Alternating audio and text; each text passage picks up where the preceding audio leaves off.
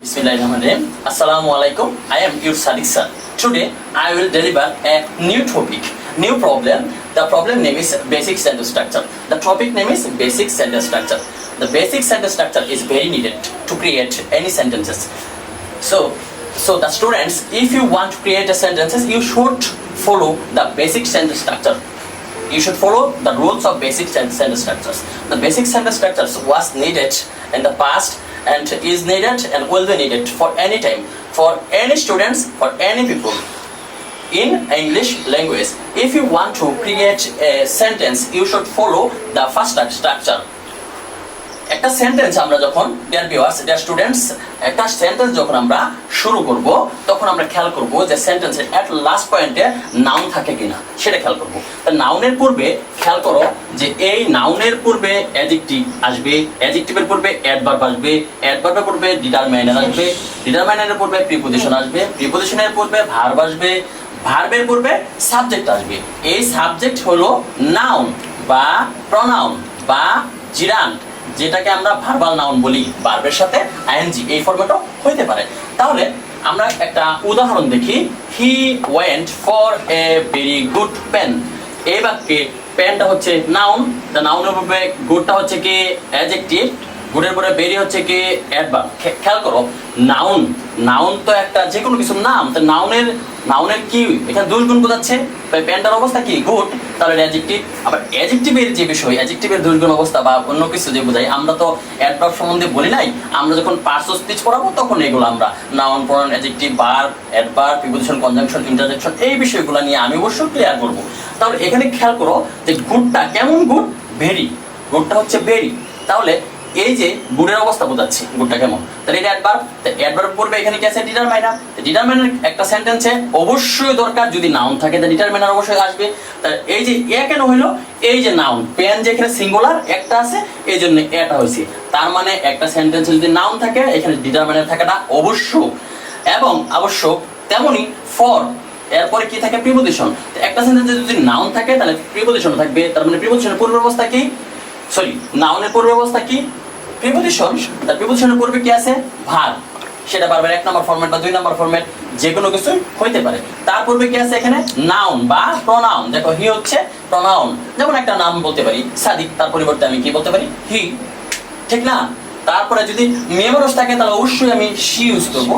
তো এখানে খেয়াল করো দুই নম্বর যে স্ট্রাকচার সেটাই আমি কি লিখছি, নাউনের পূর্বে অ্যাডজেক্টিভ, তারপরে অ্যাডভার্ব, তারপরে ডিটারমিনার, তারপরে ভার্ব, তারপরে সাবজেক্ট।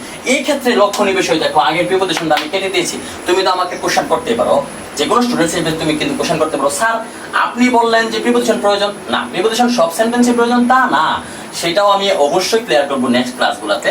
তাহলে এখানে খেয়াল করো যে প্রিপোজিশন নাই এখানে, তার মানে কি সাবজেক্ট, তারপরে ভার্ব, তারপরে এখানে নাউন আছে, অ্যাডজেক্টিভ আছে, অ্যাডভার্ব আছে, ডিটারমিনার। দেখো ওই সেন্টেন্সটা ফলো করতে হচ্ছে তোমাকে, যে নাউনের পূর্বে অ্যাডজেক্টিভ, তার পূর্বে অ্যাডভার্ব, তার পূর্বে ডিটারমিনার, তার পূর্বে কি ভার্ব, প্রিপোজিশন নাই তার মানে ভার্ব, তার ভার্বের পূর্বে কি আছে সাবজেক্ট। তেমনি আমরা নতুন করে অন্য সেন্টেন্সগুলো আমরা যেমন আমরা শুরু করতে পারি বা আমরা ক্রিয়েট করতে পারি সাবজেক্ট ভার্ব অবজেক্ট, এটা হচ্ছে একটা বেসিক স্ট্রাকচার। যেমন আই প্লে ক্রিকেট, তার নাউন, ক্রিকেট হচ্ছে নাউন, এই যে অবজেক্ট, তারপরে এটা হচ্ছে কি ভার্ব প্লে, এটা হচ্ছে সাবজেক্ট, সাবজেক্ট হচ্ছে কি নাউন বা প্রনাউন, তাই হচ্ছে প্রনাউন। তেমনি 4 নাম্বার দেখো সাবজেক্ট ভার্ব অবজেক্ট, তারপরে যদি একটা ভার্ব আসে তার চিরাচরিত নিয়মে ভার্বের পরে ভার্ব আসলে আমরা ভার্বের সাথে আইএনজি দেই। যেমন আই স হিম প্লেইং, তাহলে এখানে একটা স, খেয়াল করো একটা স দিয়ে একটা ভার্ব আর একটা ভার্ব আসছে, তাহলে ওইখানে ভার্বের ভার্ব দিয়ে আমি কি করলাম একটা ভার্বের সাথে আইএনজি যোগ করলাম। তেমনি সাবজেক্ট ভার্ব অবজেক্ট, তারপরে আমি ভার্বের সাথে আইএনজি না দিয়ে আমি ইনফিনিটিভ করলাম, যেমন he went there to play cricket. খেয়াল করো একটা ভার্বের পরে একটা ভার্ব আসলে আমি ভার্বের সাথে আইএনজি না দিয়ে কি করেছি ইনফিনিটিভ করেছি, টু প্লাস ভার্বের বেস ফর্ম করেছি, এটাও সেন্টেন্স স্ট্রাকচার। তেমনি আমি আরো কিছু সেন্টেন্স স্ট্রাকচার যেটা তোমাকে দিতে চাচ্ছি তা খুবই দরকারি। The structure will be very needed for any students and any job seeker or any people who want to create English sentences. খেয়াল করো সাবজেক্ট ভার্ব অবজেক্ট, তারপরে এখানে যদি কোনো ভার্ব আসে তাহলে ভার্বের সাথে কি করি আমি আইএনজি দিলাম, সাবজেক্ট ভার্ব অবজেক্ট, অথবা আমি কি দিব টু প্লাস ভার্বের base form subject verb object. তাহলে এখানে আমি কি করব একটা কনজাংশন যোগ করব, তারপরে আবার কি সাবজেক্ট ভার্ব অবজেক্ট, খেয়াল করো। এখন সাবজেক্ট, ভার্ব, অবজেক্ট, তারপরে ভার্ব আসলো, কিন্তু সামনে আসলো প্রিপজিশন। তখন আমি কি করব, এই ভার্বটাকে কি করব, ভার্বের 3 নাম্বার ফরম্যাটে আমি নিয়ে যাব, ভার্বের পাস্ট পার্টিসিপল। এগুলা আমি সামনের ক্লাসগুলোতে অবশ্যই ক্লিয়ার করব। এই বিষয়গুলো আমি অত্যন্ত সুন্দরভাবে ক্লিয়ার করে তোমাদের দেব। তাহলে এখানে আবার খেয়াল করো, সাবজেক্ট, ভার্ব, অবজেক্ট, কিন্তু যে কোনো একটা প্রিপজিশন আসছে উইদাউট ইনফিনিটিভ, টু বাদ দিয়ে, তাহলে কি হবে, ভার্বের সাথে কি যোগ করব, আমি আইএনজি যোগ করে দেব। যেমন এইটার ক্ষেত্রে আমি উদাহরণ দিই, যেমন হি ওয়েন্ট ফর, তাহলে এখানে আসছে প্লে, তাহলে অবশ্যই আমি কি করব, প্লেইং, যেহেতু এটা কি প্রিপজিশন, তো প্রিপজিশনের পরে ভার্বের সাথে সবসময় কি হবে, আইএনজি। এটাকে আমি কি বলি, আমি এটাকে জিরান্ডের উদাহরণ বলি। এটা কি বলি, আমি একটা আদর্শ জিরান্ডের উদাহরণ। তাহলে ছাত্রছাত্রীরা, আজকে তোমাদের আর সময় নষ্ট করবো না, আজকে এই পর্যন্তই আজকের ক্লাস। তবে আজকের ক্লাস নিয়ে যদি কোনো কোশ্চেন থেকে থাকে, অবশ্যই তুমি কমেন্ট বক্সে, ফেসবুকের যে পেজ আছে সেখানে কমেন্ট বক্সে অবশ্যই তুমি উল্লেখ করবা। আমি তোমাদের যথাসাধ্য চেষ্টা করব এটা সলভ করার দেওয়ার জন্য। এবং তোমরা যথারীতি যে আমার যে টোটাল ইংলিশ সলিউশনস যে চ্যানেল আছে সেটা সাবস্ক্রাইব করে দিবা। তাহলে আজকের কিওয়ার্ড, আজকের যে কিওয়ার্ড সেটা খেয়াল করো, খুবই ইম্পর্টেন্ট যে ওয়ার্ডটা, সেটা হচ্ছে দেখো তো, TALENT, ট্যালেন্ট। ট্যালেন্ট অর্থ কি বলতো, প্রতিভা। ট্যালেন্ট অর্থ কি, প্রতিভা। এই ট্যালেন্টে তুমি এলটাকে তুমি পিছনে নিয়ে আসো, এদিকে নিয়ে আসো। দেখো তো, LATENT, ল্যাটেন্ট।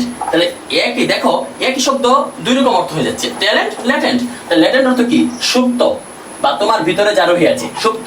তাহলে আমি কি বলতে পারি এটাকে, দেখো ল্যাটেন্ট ট্যালেন্ট, এরকম একটা শব্দ করতে পারি না, ল্যাটেন্ট ট্যালেন্ট, TALENT, তার মানে কি, সুপ্ত প্রতিভা। খেয়াল করো, খুবই ইম্পর্টেন্ট কিন্তু, ট্যালেন্ট অ্যান্ড ল্যাটেন্ট। ট্যালেন্ট হচ্ছে প্রতিভা এবং ল্যাটেন্ট হচ্ছে সত্য। ডিয়ার স্টুডেন্টস, অনেক ধন্যবাদ অনেক ধৈর্য সহকারে আমার ক্লাস করার জন্য। আজকের মতো বিদায়, আসসালামু আলাইকুম।